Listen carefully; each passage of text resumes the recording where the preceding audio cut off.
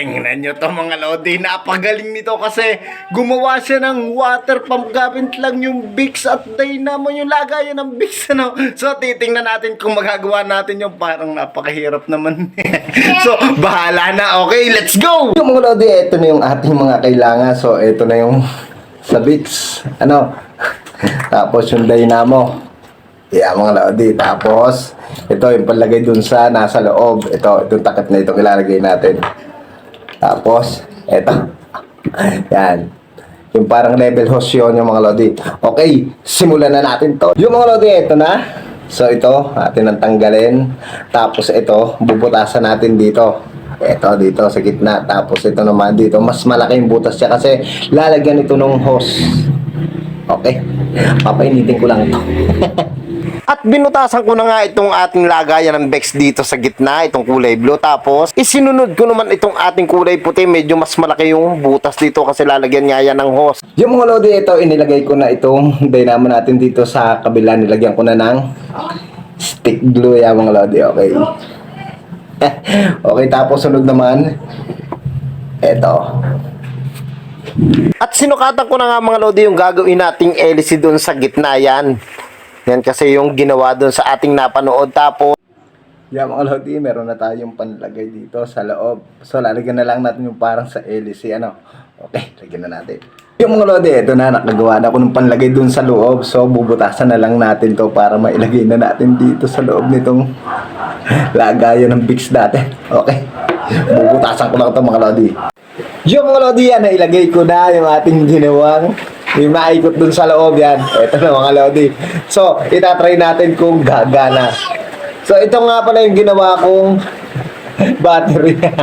Yung pinagduksong ko yung dalawang AA kasi wala ako nung katulad nung nasa napanood natin. So, ito. Try na natin mga lodi. Ito.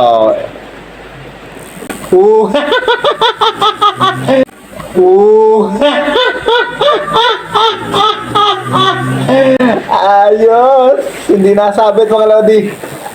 Okay, ilagay na natin ito. So, ang problema ko lang mga lodi, hindi ko maisagad ng ayos ito. Kasi natigil siya pag nasabit, medyo mahaba yata yung sa Dynamo, yung pinakamahaba. So, ang gagawin ko, ipipix ko na lang dito para umikot siya. Ano, tapos lalagyan ko na rin ito ng mga nito. Yan, tapos dito sa ibabaw. Yung mga lodi, eto na, no? Yan, ayos na natin. So, ito, ikakabit ko muna lahat dito, tapos itatry na natin ilagay dun sa may tubig, ano? So, itry muna natin ngayon ulit, habang ngayong nalagyan na natin na yung dalawang hose. Okay, ito na, oh. Yan, naandar mga lodi. So, ayos na ating ilagay na dito. Tapos, doon na tayo sa may tubig, okay? Yung mga lodi, ito na yung ating ginawa. So, ito, yung may Dynamo. Tapos, itong battery, yung mga lodi. So, ito, the moment of truth. Okay, so lalagyan ko muna nito, yung mga lodi. Yan.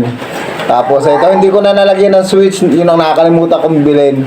So, ito na mga lodi. Ito.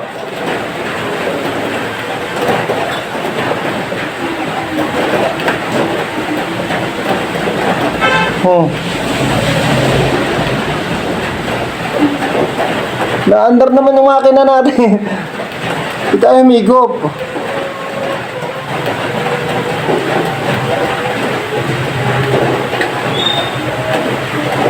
Allah! Isa pa nga lalagyan ko muna nito. Tubig ulit. Ba't ganun? Isa pa. Teka, kukulang ulit ako ng panlagay na tubig. Yung mga lodi, walas. So, ito na. Lagyan na ulit natin.